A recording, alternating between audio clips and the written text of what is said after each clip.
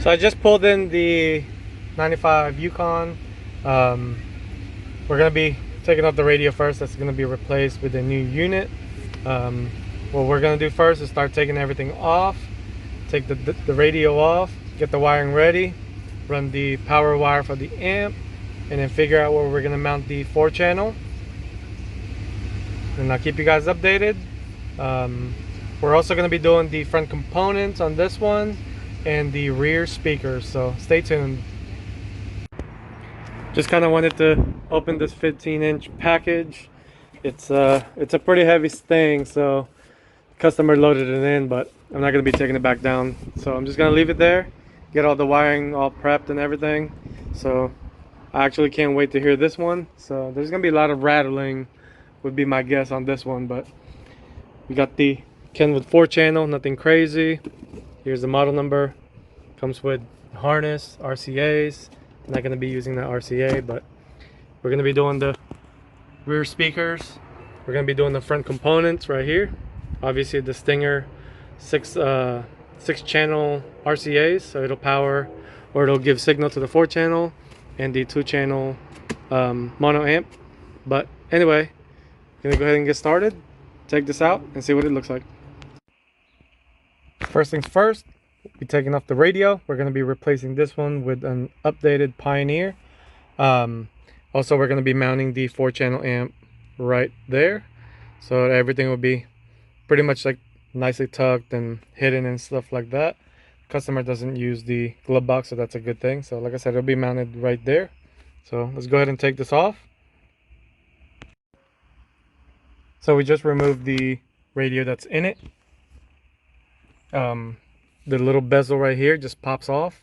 Make sure that you have the steering wheel all the way down and the gear shifter all the way down. That way you can slide it out. It will hit the hazards, but almost all Chevys do that. So once you get everything out, thankfully the plug is not cut, so that will make it a little bit easier. So we're going to be running the wires from here all the way down to the glove box for the 4-channel and also the RCAs. And then we'll keep moving. So I already got the tweeters off. I already unplugged it. It was kind of barely holding on. The back speakers are held like this, so yeah, we'll be fixing that with an actual terminals. It won't look like that. We'll be putting the Rockford Fosgate component set in here, so it'll look a lot better than this. Can't really have anything like this moving around or not secured the way it should be. So but yeah, we'll be fixing that and then you'll see what that looks like. So when you take off the tweeter from the box, it's gonna look like this. You have to separate them by twisting the bottom and the top. You kind of want it to fit on the bottom of these, so you're gonna be putting a little bit of glue on the back so it'll look just like that. So it looks more OEM that way, because the body of it is pretty large, so it doesn't allow it to sit there. So I'm gonna be putting a little bit of glue on the back, get it to hold there, since the factory one isn't here anymore, but it's pretty much the only way to get it in there. Once you get the tweeter in there, this is kind of what it should look like. So obviously the bare bones or the shell of it is taken off. If you put it in there, it's kind of a tight fit, but you'll want to still use a little bit of glue in the back.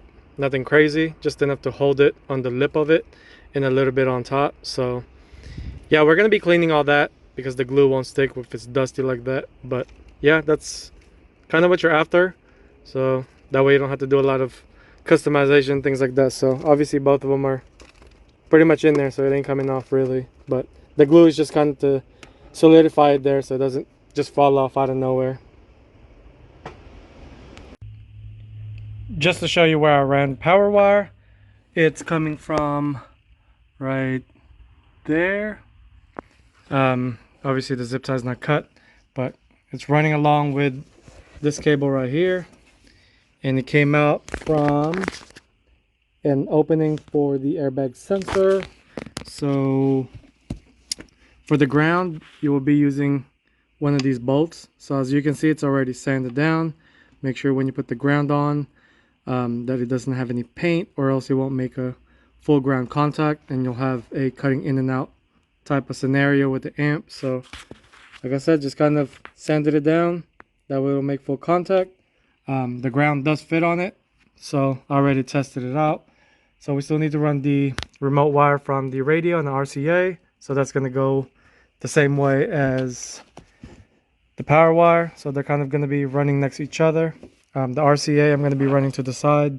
That way it's not next to the power cable. But yeah, it is almost done. So far, the power and cable already ran. So I'm going to go ahead and put the ground on.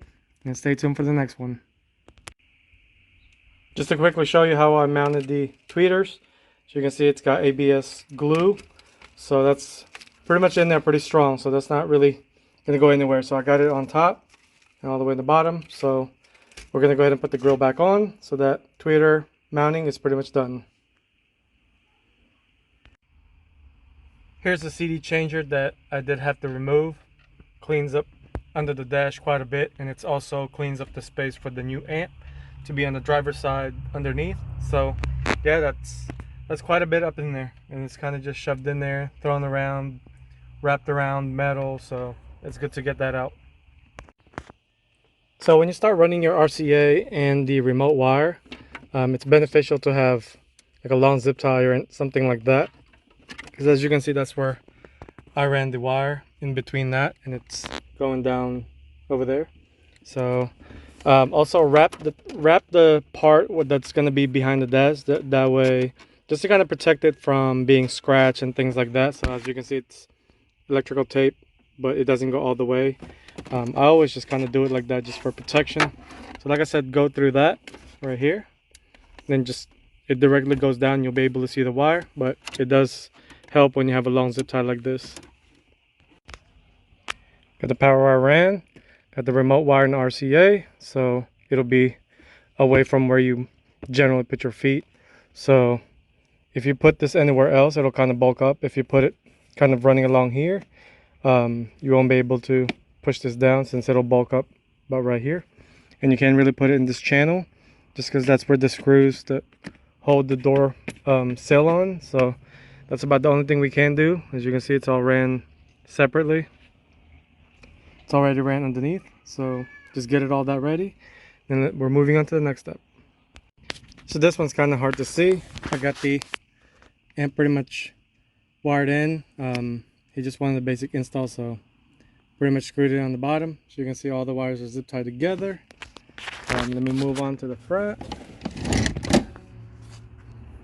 Got the remote wire, remote base knob. You got the RCA right here, zip tied together, so everything looks neat. Once you get all that done, move on to the front and put the fuse. Just to kind of show you how I did the power wire, I got the fuse blocks right here. There's about this much gap behind it, so I just drilled a small hole. That way the zip tie can go through it. The radiator is pretty much right here, so you have, like I said, you have this much gap. Pretty much got that mounted. I ran it to that little channel right here, and I still need to cut the zip ties. It's going all the way down there, so looks a lot cleaner this way. So it kind of blends in a little bit, just to kind of give you an idea on how to do that. That's how I did mine. So I just finished mounting the 4-channel. That's kind of what it looks like. Tessa taped it, drilled a small hole right there for all the RCAs and the power wire to go through. Here's the harness right here. I didn't tape the whole thing yet, but because I don't know how long I'll need to get to the radio, but pretty much that's what it'll look like once it's all mounted there. Hopefully you guys like the location. Just to show you real quick what the 4-channel looks like. So pretty much that's how it's going to be. It's going to be a little bit tough to adjust it, but that's okay. I have a small Phillips screwdriver, so that's no biggie, but it actually looks pretty cool in there. For the 4-channel amp, you're going to need power and ground, so I grounded it from one of these bolts right here, so that's pretty much tight. And on the ignition harness, you will need the red wire, same way as when you do remote starts. That's where you tap in the yellow wire from the 4-channel. In this case, it's now red since I added this 15 amp fuse in line just to protect it from here all the way to the amp. But yes, you will need the red one. Just make sure you test that wire just to be sure. I mean, I know you see that it's red, but I always recommend it to always be checked. This car did have a remote start at some point since it has these T-taps, so I'm not gonna take that off. I'll just leave it there. I already got the bass knob installed right here as well, so it's all secured. Like I said, that's the ground, positive 12 volt. Then we're moving on to the speakers. So the 4-channel amp is pretty much wired in. Obviously gray, white, purple and green all match up. This is the remote turn on. I already got the bypass for the Pioneer. So you got the green to the park and brake wire to ground, and then you got the turn on as well, which is blue, so kind of matches. This is for the mic, USB, remote turn on for the 2-channel, and then the RCA for the 2-channel amp. So we're almost pretty much on the home stretch now. Like I said, the 4 channels right there. We're moving on to the headliner speakers, so I'm going to be replacing all these wires and then kind of secure them a lot better.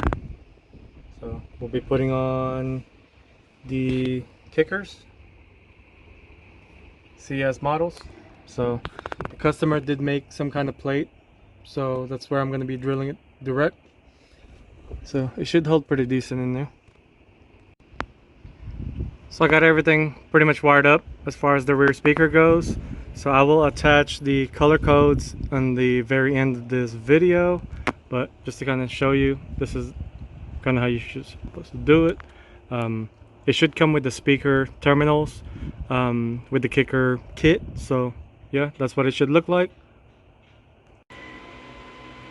Finally got the front speakers on. That's what it looks like on the 6 3/4 of a size. The 5 1/4 and 6 1/2 is what it calls for, but it looks like the 6 3/4 fit just fine. So everything is wired up, and we're going to use this for the tweeter.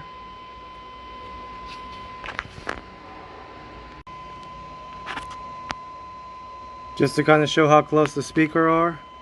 So very minimal, so you don't want to put a big speaker in there. I mean, there's a lot more gap in there than kind of what it looks. So just kind of take that into mind when you are putting speakers on. So yeah, this one's done. Let's move on to the passenger side. So we finally got the install pretty much done. Just kind of double checking everything. As you can see, everything is pretty much in place. Here's the model number for the amp, 4-channel, the radio that was used, and the 6 1/2 on the back, or in the front actually, but there is 6 1/2 on the back. So components on the front, obviously the Skar. Let's go to the front. Got the bass knob, all the components are in. Got the radio pretty much working and everything tested, so everything should be ready to go. Waiting on the customer to pick it up, and it's on its way. Since we got the radio out, let's go ahead and take the door panels off just to kind of get the speakers out and get it all ready. And then after that, we'll be running the amp wire from the battery all the way to the under of the seat. Everything after that, we'll keep on moving on this one. So yeah,